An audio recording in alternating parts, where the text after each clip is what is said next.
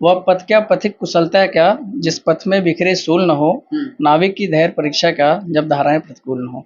इस 2022 में जी। हम लोग को याद है पेपर हम लोग का खत्म हुआ था लॉ का।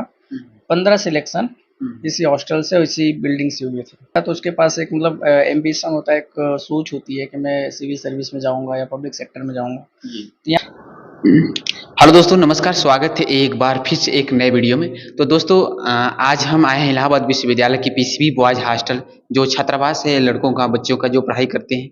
और इलाहाबाद यूनिवर्सिटी जो पूर्व का ऑक्सफोर्ड कहा जाने वाला यूनिवर्सिटी, जिसने हजारों आईएएस आईपीएस को जन्म दिया। तो चलिए आज हम इस छात्रावास में छापा मारे हैं। हालांकि काफ़ी रात है, देखिए आप यहाँ से देख सकते हैं, काफ़ी लाइटें भी जल रही है। तो चलिए देखते हैं एक एक करके कैसे पढ़ाई करते हैं छात्र। चलिए सबसे पहले दिखा देते कि यहाँ का नज़ारा कैसा है आप लोग का। तो दोस्तों देखिए, यहाँ पर एक एक करके हर रूम अलॉट हुआ है, जैसे कि 2 to 4 यहाँ पर देख सकते हैं। और यहाँ ये छात्रावास में फिर आगे देख सकते हैं 2 to 3 यानी 223 है। फिर इधर भी बहुत सारे गलियरे हैं। आप इसमें एक एक करके सब रूम बच्चों को अलॉट किया जाता है। तो चलिए आप हम दिखाते हैं यहाँ पर। इसे यहाँ पर रूम नंबर 222 है। और सभी छात्र हालांकि अभी गए हैं, देख सकते हैं ताला लॉक किए हुए। तो यहाँ पर 2230 है। अभी हम देख सकते हैं अभी कोई भी रूम जो है कि खुला नहीं है। नहीं तो आप लोग को हम दिखाते हैं कि कैसे पढ़ाई कर रहे हैं छात्र एक एक करके। सो चलिए देखते हैं, अगर कोई मिल जाता है तो आपको हम दिखाएंगे कि मतलब कैसे क्या चीज़ें, इनों की फीस कितनी है, कैसे पढ़ाई करते हैं, कितने घंटे पढ़ाई का माहौल क्या है। और यही विश्वविद्यालय है जहाँ बमबारी काफ़ी हर बार न्यूज़ के चर्चे में भी रहता है। और चलिए एक एक करके हम सब दिखाते हैं। सो यहाँ पर भी देखिए एक रूम अलॉट किया गया है। हालांकि ये बहुत सारे लंबे, आप देख सकते हैं हमारे पीछे बहुत लंबा ये गली है और दोनों तरफ लेफ्ट और राइट दोनों तरफ रूम बनाया गया है। और इधर आइए देख सकते हैं, देखेंगे जैसे यहाँ पर देखिए, यहाँ पे देखिए 227 ये रूम अलॉट किया गया है। चलिए ये हालांकि खुला है, अब हम चलते हैं देखते हैं कैसे पढ़ाई की जा रही है। सो देखिए यहाँ पर एक भैया हैं और ये पढ़ाई भी कर रहे हैं, हालांकि देखिए फ्रेंड्स। और चलिए इनके रूम का नज़ारा हम दिखाते हैं आप लोग को। और हमको लगता है ये सिविल की प्रिपरेशन करते हैं, काफ़ी मैपिंग वैपिंग भी किए हैं। और काफ़ी लाइट इनके रूम में दोस्तों, और तैयारी भी कर रहे हैं। चलिए हम सब इनके रूम का सबसे पहले एक बार रिव्यू आप लोग को दिखाते हैं। सो दोस्तों देख सकते हैं, ये भैया हैं जो अपने रूम को काफ़ी सजाए हुए हैं और अच्छे तरीके से बनाए हैं। सत्यमेव जयते, वहाँ शिवाजी राव जो महाराष्ट्र के एक वीर योद्धा थे, उनका भी इन्होंने फोटो लगाया है। इस और दक्षिण युद्धे बलिदानम, और यहाँ वर्ल्ड मैप लगा रखा है इन्होंने। इलाहाबाद विश्वविद्यालय की यहाँ फिगर रखा है। सो देख सकते हैं काफ़ी अच्छे तरीके से यहाँ पढ़ाई भी कर रहे हैं। और इनसे जानेंगे कि ये किसकी तैयारी करते हैं और क्या मतलब कब से यहाँ इस छात्रावास में बने हैं, इसकी फीस कितनी है, कैसे क्या चीज़ें कैसे प्रिपेयर करते हैं। सो दोस्तों यहाँ पर देखिए एक इनको एलमीरा अलमारी जिसे कहते हैं, इनको मिली है अपने सामान वगैरह गुड्स को कलेक्ट करने के लिए। यदि यहाँ इंडियन पिनल कोड जो आईपीसी की धाराएं होती है उसको इन्होंने रखा है। यहाँ भारत का मैप है और यहाँ कृष्ण भगवान का इन्होंने एक अच्छे से फिगर बना रखा था। हालांकि ये बुकें भी अच्छी है। चलिए अब बिना किसी देर के हुए अब इनसे बात भी करेंगे अपने मोबाइल को रखते हुए। सो चलिए हम इनसे बात करते हैं और बात करके देखते हैं। सो दोस्तों जैसा कि आप लोग हमने सर का पहले रूम रिव्यू किया और आई होप कि आप लोग को बहुत अच्छा लगा होगा। और काफ़ी अचानक से हमने इनके रूम में घुसा और बहुत अच्छा इनका बिहेवियर भी है। इन्होंने मतलब हमको सम्मान दिया। सो चलिए हम इनसे बात करते हैं कि कब से मतलब तैयारी कर रहे हैं और यहाँ पर किस चीज़ की प्रिपरेशन करते हैं यहाँ छात्रावास में, इसकी फीस कितनी है और इसका पढ़ाई को लेकर माहौल क्या है इस छात्रावास में, एक एक करके सब हम रिकवर करेंगे। सो सर, जो हमारे व्यूवर्स वीडियो देख रहे हैं उनकी तरफ से और हमारी तरफ से आपको अपना कीमती समय देने के लिए बहुत बहुत धन्यवाद आपको। जी बहुत बहुत धन्यवाद। सो सबसे पहले आपसे हम यही जानेंगे कि आपका नाम क्या है और आप कहाँ से, उसके बारे में बताइए। मेरा नाम दुर्गेश कुमार है और मैं मूलतः जौनपुर से हूँ। जी। सो इसके बाद जानेंगे कि मतलब आप कितने समय से यहाँ इलाहाबाद विश्वविद्यालय में, मतलब इस छात्रावास के पीसीबी छात्रावास में आप हैं और यहाँ पर किसकी पढ़ाई करते हैं। सन 2019 में मैंने लॉ का एंट्रेंस दिया था और जिसमें अच्छे नंबर आ गए थे तो हॉस्टल मिल गया था। जी। 2019 से यहाँ पे बने हुए हैं। तो यहाँ पर आप एलएलबी मतलब 2019 से एलएलबी आपने लॉ किया और इस समय मतलब 2019 से 2022 3 साल तक इस समय आप क्या कर रहे हैं? एलएलबी करने के बाद में मास कम्युनिकेशन का मैंने एग्ज़ाम दिया हुआ था, उसमें निकल चुका है और 1 साल भी कंप्लीट हो चुके हैं। जी। अब तैयारी जो है वो साथ में रहते हुए बाकी तैयारी भी साथ में चल रही है। जी। इस समय करंट में आप मतलब यहाँ पर हमने रूम में देखा है काफ़ी अच्छे यहाँ इंडियन पिनल कोड यहाँ पर अच्छे-अच्छे मैप भी लगा रखा है यूपी का और इंडिया का। यहाँ जो है कि हमने देखा कि वर्ल्ड का मैप रखा है। मतलब कुछ तैयारी भी करते हैं कॉम्पिटिटिव एग्ज़ाम की या फिर ऐसे अपना कोर्स ही अभी चल रहा है? जब बच्चा घर से यहाँ आता है, इलाहाबाद आता है, तो उसके पास एक मतलब एम्बिशन होता है, एक सोच होती है कि मैं सिविल सर्विस में जाऊँगा या पब्लिक सेक्टर में जाऊँगा। जी। तो यहाँ आने के बाद वही मेरे भी मन में था, लेकिन बाद में जब परिस्थितियाँ बदली, क्वेश्चन बदला, क्वेश्चन पेपर बदले, तमाम चीज़ें बदलना शुरू हुई, तो मैंने भी अपने रवैये को बदल लिया। तो मुझे ऐसा लगा कि लॉ किया हूँ तो लॉ ऑफिसर बनना या जूनियर लॉ ऑफिसर बनना या फिर लॉ के फील्ड में अपना करियर बनाना ज़्यादा बेटर होगा। तो इसलिए मैंने लॉ को ऑप्ट कर लिया। ओवरऑल अगर बात करें तो आपका एजुकेशन बैकग्राउंड हम जानना चाहेंगे कि मतलब क्या है, किस चीज़ से? अगर एजुकेशनल बैकग्राउंड की बात करेंगे तो जो सर्टिफिकेट कोर्स हैं जैसे ट्रिपल सी हो गए, आईटीआई हो गए, वो लेवल कर लिए हैं। हाँ, हाँ। और मास कम्युनिकेशन मैंने एक साल कंप्लीट हो गया है, लॉ कर चुका हूँ। और अच्छा। नेट जेआरएफ के लिए मैं पॉलिटिकल साइंस से बैठता था, लेकिन अब एलएलएम का एंट्रेंस भी क्लियर हुआ है, हाँ, हाँ। तो उम्मीद है कि मैं एलएलएम करूँ और फिर उसके आगे जो है नेट जेआरएफ या आईपीओ की तैयारी हाँ, करूँ। यही इलाहाबाद विश्वविद्यालय से ही एलएलएम करेंगे?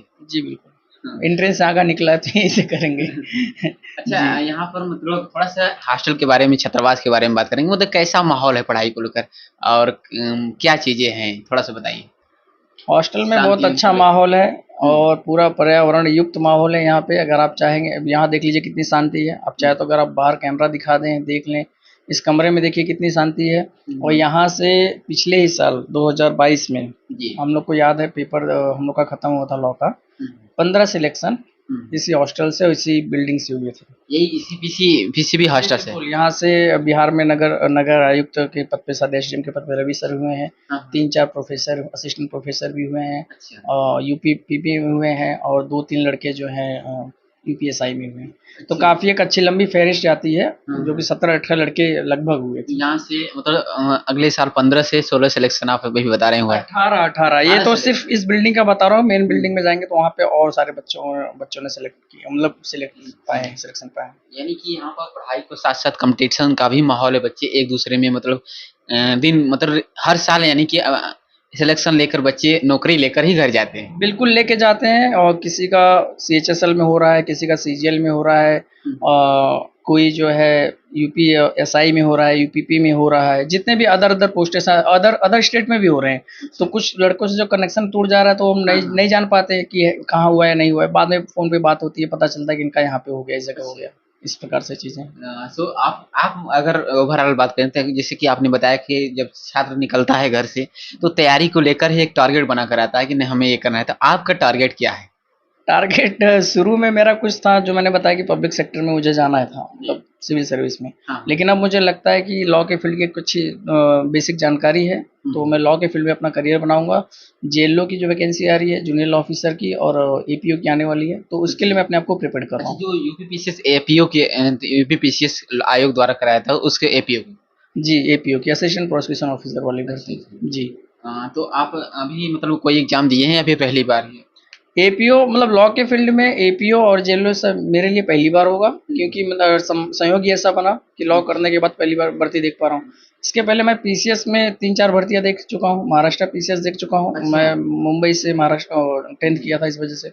और यूपीएससी की तैयारी मैंने 2 साल करने के बाद एक बार पेपर दिया हुआ था। तो जैसे ये एपीओ क्या होता है? कई बार छात्र कहते हैं कि यूपी एपीओ सरकारी वकील को जो उत्तर प्रदेश सरकार द्वारा गवर्नमेंट एडवोकेट होता है उससे कहते हैं।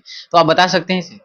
एपीओ जो होता है डिस्ट्रिक्ट में आपका प्रोसिक्यूशन ऑफिसर होता है, जी। तो असिस्टेंट प्रोसिक्यूशन ऑफिसर। तो जो प्रोसिक्यूशन ऑफिसर होते हैं इनको ये सहयोग करते हैं। हर एक डिस्ट्रिक्ट में जो जिला मुख्यालय होता है, तो वहाँ पे इनका मतलब कार्यालय होता है, जहाँ पे उनका आवास होता है।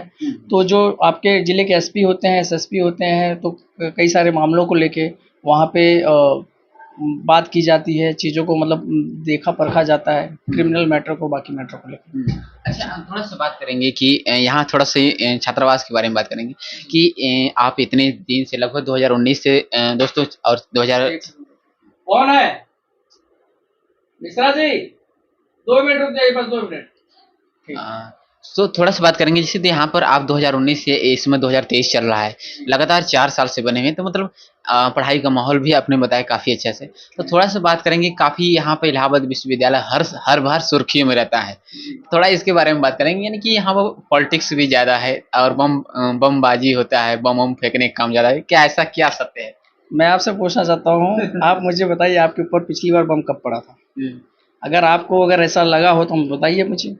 ये सिर्फ एक रवैया बनाया गया है, बाहर माहौल बनाया गया है, ऐसा कुछ भी नहीं है। कहने के लिए कुछ भी कहते हैं, लेकिन मैं जो मानता हूँ और जो मैं जानता हूँ, यहाँ मैं रह के देखा हूँ कि पॉलिटिक्स की आपने बात किया, पॉलिटिक्स डिपार्टमेंट हमारे पास पॉलिटिकल साइंस डिपार्टमेंट है। अच्छा। बच्चा पढ़ता है, आईआर को जानता है, इसलिए वो जो है पॉलिटिक्स करता है। और मेन स्ट्रीम पॉलिटिक्स में अगर पढ़ा लिखा बच्चा नहीं जाएगा, जो राजनीति हो रही है उसमें अगर पढ़े लिखे बच्चे नहीं जाएंगे तो उसी प्रकार के हालात होंगे जो अदर कंट्री में हो रहे हैं, जो सिर्फ धार्मिक आधार पे बने हुए कंट्री हैं।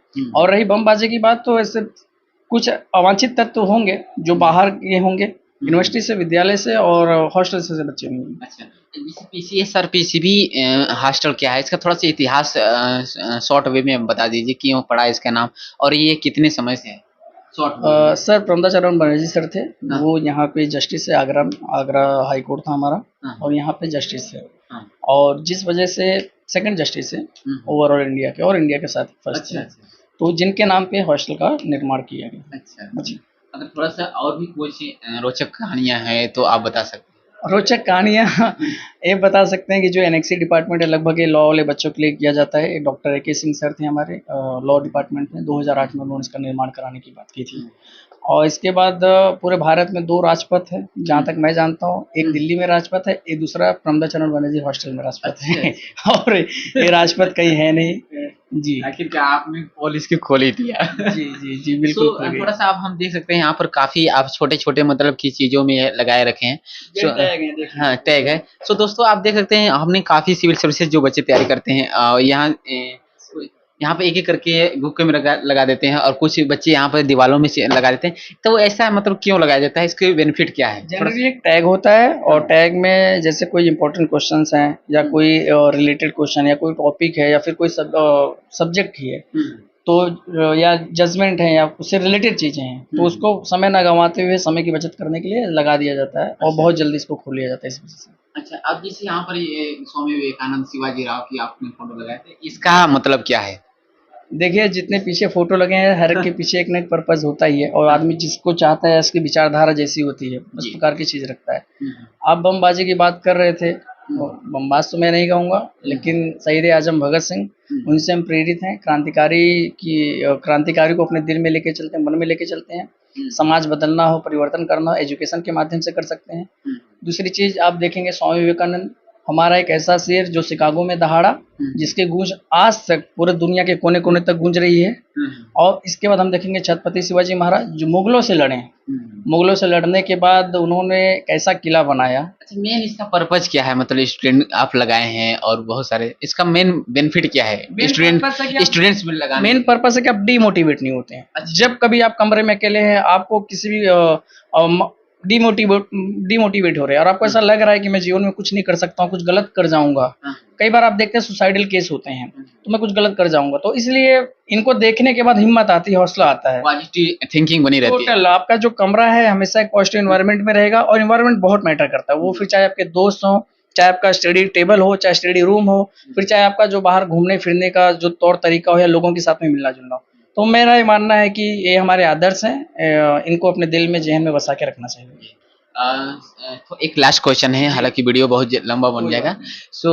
कोई भी मतलब मोटिवेशन लाइनें के साथ इस अपने इंटरव्यू को समाप्त किया जाए, जो भी आपको आती, जो जज्बा हो, इंस्पिरेशन लाइनें, एक मोटिवेशन। अभी तक मैं बहुत ज्यादा कुछ सफल हुआ नहीं हूँ, बस जनरल एंट्रेंस का एग्जाम ही निकलता है उनसे। तो कोशिश है, हर एक चीज है। बस एक चीज कहूंगा, कविता की एक लाइन है कि जिससे, वह पथ क्या पथिक कुशलता क्या, जिस पथ में बिखरे सूल न हो, नाविक की धैर्य परीक्षा क्या, जब धाराएं प्रतिकूल न हो। इस चीज को लेके, इस चीज़ को अपने जहन में बसा के मेहनत की जाती है, कोशिश की जाती है, और जो है जितने भी संघर्ष किए जाते हैं। उम्मीद है, कोशिश है, उम्मीद है, दुनिया टिकी हुई है। आज नहीं तो कल हम भी सफल होंगे, और हमारे जितने भी व्यूअर्स हैं वो भी सफल होंगे। बस ये है कि अपने आप को कंसिस्टेंट बना के रखना है और लगातार मेहनत करते रहना है। तो दोस्तों कोई भी क्वेरी हो तो कमेंट सेक्शन में जरूर बताइएगा। हालांकि वीडियो हम इतने पर ही रोक रहे हैं। कोई भी अगर आपके मन में डाउट है तो विदाउट हेजिटेशन आप कमेंट्स बॉक्स में डालिए, जिससे आने वाले अगले वीडियो में भी हम वैसा वीडियो बनाएंगे यदि आप ऐसा वीडियो चाहते हैं। तो अभी तक तो हमने बहुत डीएसपी, एसडीएम और नायब तहसीलदार के वीडियो हमने प्रोवाइड किया, आईएएस का भी वीडियो प्रोवाइड किया। लेकिन हमको लगा कई बार छात्र कमेंट्स किया कि मतलब हम भी एक इलाहाबाद यूनिवर्सिटी के ही छात्र हैं, तो हमको लगा कि नहीं, इनकी एक स्टूडेंट की जो प्रॉपर संघर्ष है, एक कैसे 8x10 के कमरे में यहाँ इलाहाबाद में अपनी हड्डियों को ऋषि मुनि की तरह गला रहे हैं अपने लक्ष्य को पाने में। तो ऐसे हमने इनकी जिंदगी दिखाई, लाइव दिखाया। सो अपना कीमती समय देने के लिए आपको हमने डिस्टर्ब किया, इसके लिए बहुत बहुत धन्यवाद आपका। बहुत बहुत धन्यवाद। कोई डिस्टर्बेंस नहीं है, हमारे अगर लोगों को और हम लोगों को मोटिवेशन मिल रहा है तो बहुत अच्छी बात है। तो फ्रेंड्स, मिलते हैं किसी नए वीडियो के साथ, तब तक के लिए जय हिंद, वंदे मातरम।